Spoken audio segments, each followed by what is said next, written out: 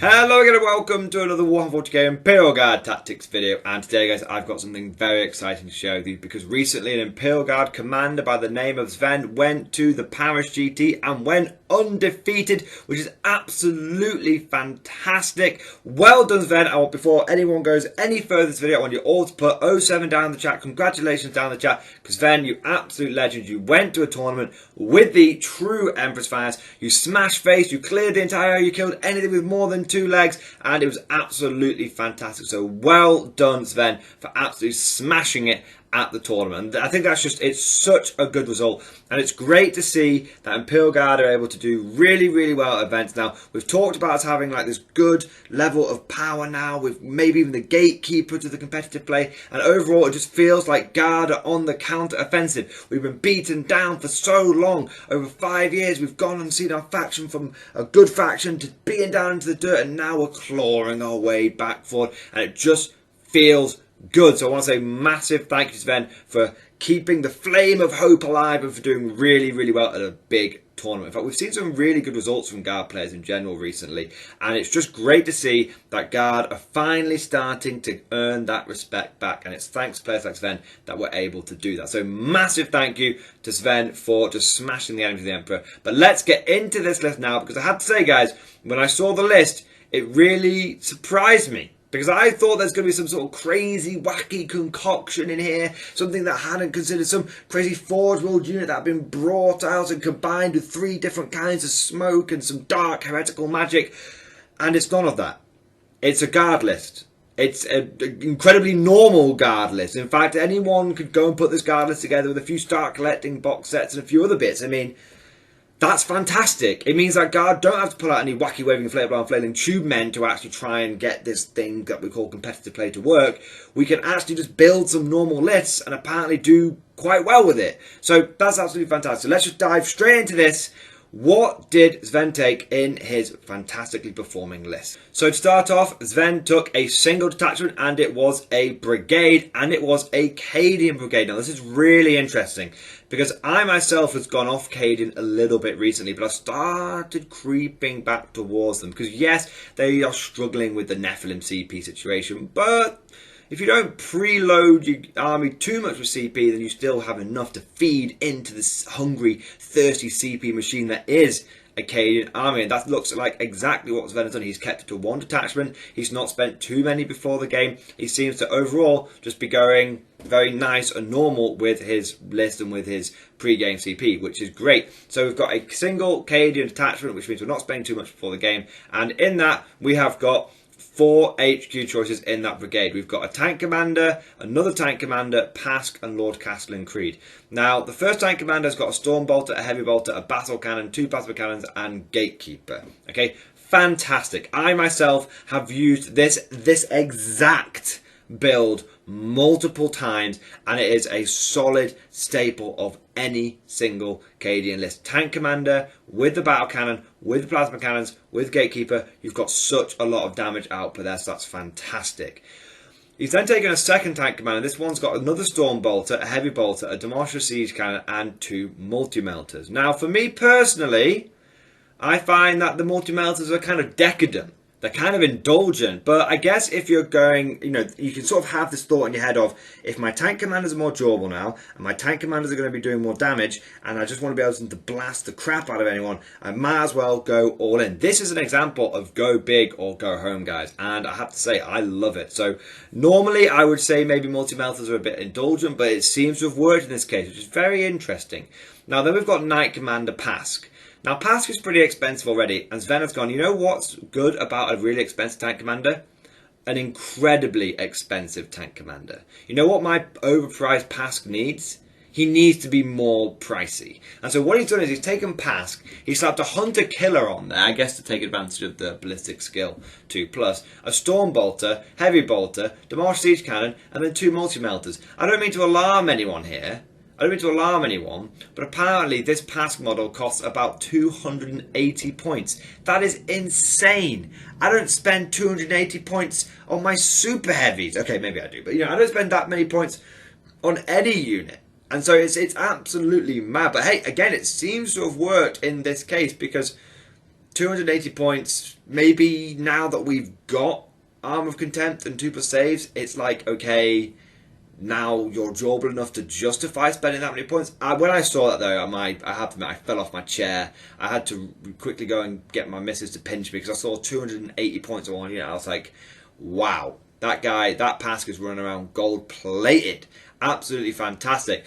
And then we've also got Lord Castellan Creed as well. Now for me, I think Creed is a bit of a strange choice in this one because he's not the Warlord and he's not generating any extra CP, and so it's a bit of a funny one because, you know, why are you taking Creed over just like another company commander? Some people might say, oh well, he's got that 12-inch order bubble, but every squad in this army has a Voxcaster, so you don't really need the 12-inch order bubble. It's cool to have him, and I guess he can do like 3 orders, which is great, but I don't know, it seems a bit of an unusual choice to have gone for Creed here. I mean, I would probably have been tempted to drop a couple of them Stormbolters and a Hunter Killer Missile and gone for a couple of company commanders instead, spread out that special orders, spread out that sort of inflexible command, all that kind of good stuff. But I don't know, again, it seems to have worked well in this case. Or maybe it's just that Sven likes Creed and Creed is the man, and so he's come along for the battle. I don't know. Creed! But all I can say is that it's an interesting choice, but I'm not sure that this is getting a huge amount out of it. If anyone knows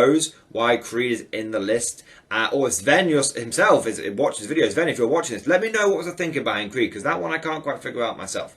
So, got Creed, and then we've got the troop choices. Now we've got 8 troop choices. 6 of them are infantry squads with maxed out upgrades, Lads Cannon, Plasma Gun, Voxcaster, Plasma Pistol, Power Sword, which is great. And then we've got 2 Militarum Defensive Command Squads. Now, again, I'm a little confused by this because, I mean, this is about 60 or 70 infantry, okay, and I just went to a tournament where I took 60 infantry and every single one of those mothers was in a Chimera, and that wasn't enough. I was losing my infantry very quickly, I was using my Chimeras very quickly. I had what I would describe as double or triple the amount of screening as Sven's list does, yet it seems to have worked out. It seems to have worked out. I mean, 60 infantry in my mind is very, very low, but I guess maybe the tanks are drawing fire, but then the tanks are drawing fire, aren't they too expensive? I don't know. It's crazy to me that a list that had so few infantry was able to perform the way it performed. I mean, something must have worked, right? Something must have worked. There's obviously there's a fine dance, there's a fine balance going on here. But when I saw how little infantry there's this, again, I was like,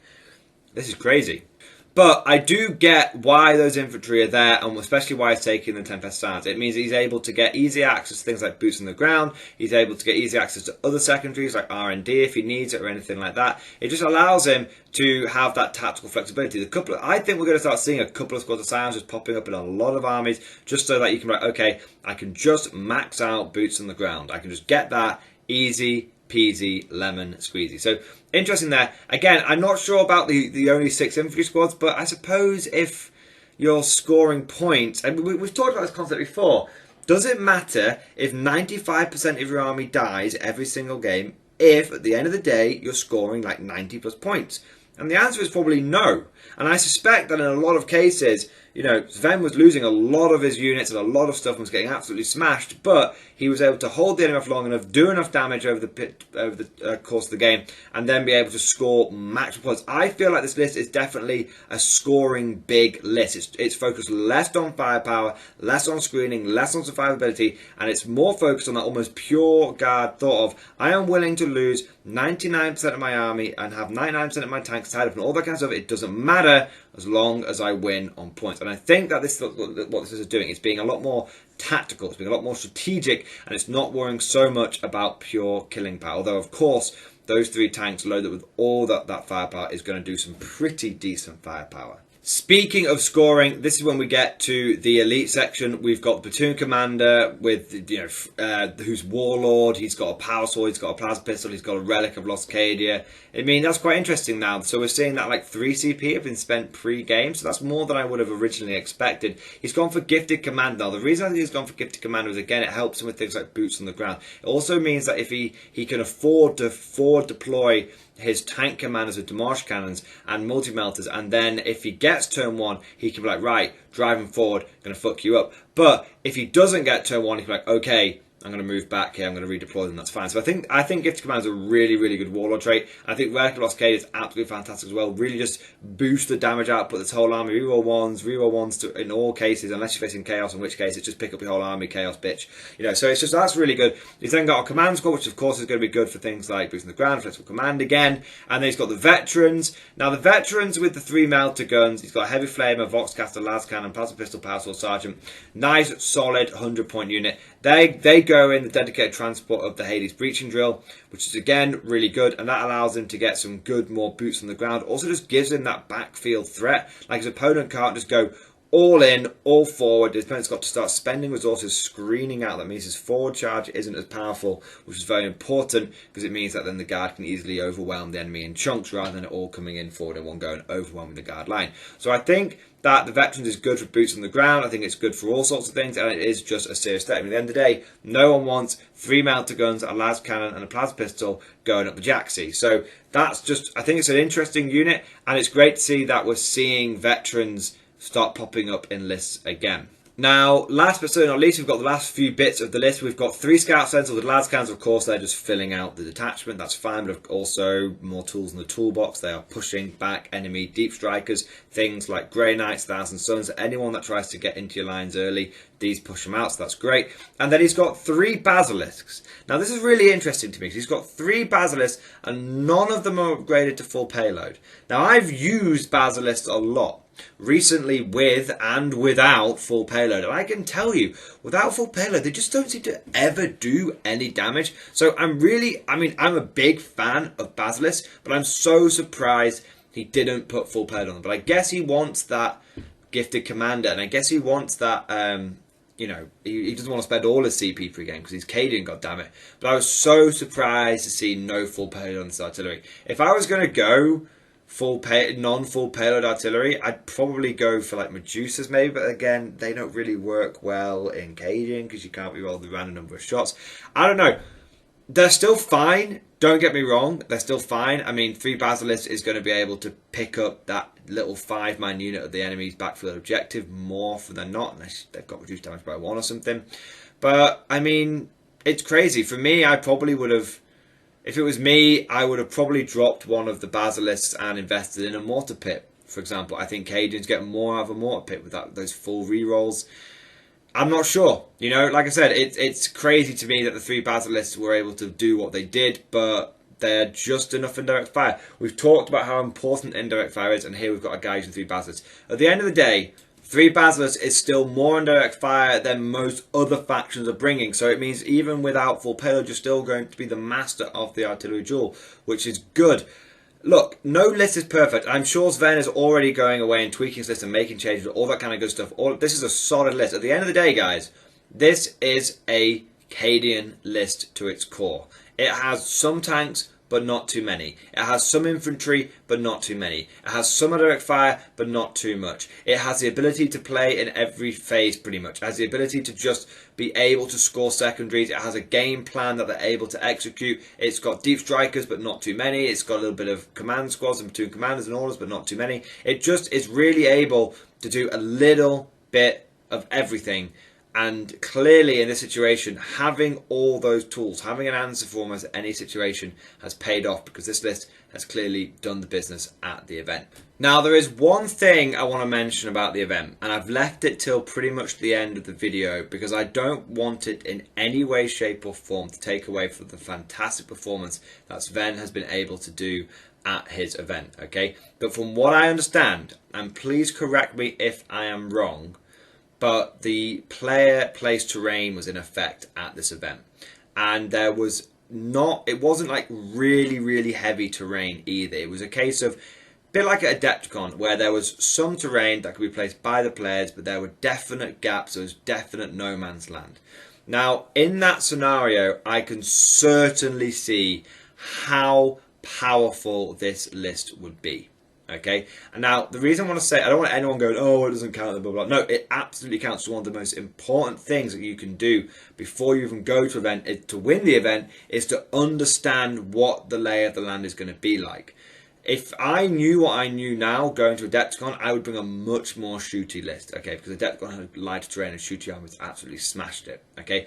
And if you know that the terrain is going to be player place and that you're going to be able to create strategic and tactical no man's lands around objectives and stuff, then that's absolutely fantastic. And so that shouldn't be taken away from Sven. That should be actually added on to the credit that you give him, because he's not only just turned up to the day, he's clearly done his homework and he's built a list around that, which is absolutely fantastic. No one won an event, no one went undefeated without pulling on every single lever, without leveraging every single advantage. So that's really, really good to see. In fact, I actually think it makes Sven, it has put Sven already very highly in my mind. It's put him even higher, because this is the kind of guy that has put the effort in to make sure that his list is not only strong, but it's almost tailored, it's tweaked, it's ready for the event. He has used his intelligence well, and he's used his military intelligence well, and he has put a list together that will be best in that environment. I can tell you now, if I was an enemy player and I saw those big gold-plated tank commands with all the upgrades, and I was like, hang on, I've got to sit on that objective and there's just no cover, oh my god, I just know that it would be so painful to face this list. Those tank commanders, if they're able to just basically blast away and be able to absorb the incoming fire, oh my god, it would be so painful to be on the receiving end of that. But that's it for today's video. I hope you've enjoyed it. If you have, please consider giving it a like and subscribe and a comment, all that kind of good stuff. Total disclosure, guys, any extra interactivity you can give this video gives it a massive boost, which is super helpful for me. I'm not going to lie, I want you to do it because I want to be able to, my channel to grow and all that kind of good stuff. I'm selfish. Click that like button to indulge Mordianglory's selfish fantasies. I know it's crazy, but please, please, I'd be so grateful if you did do it.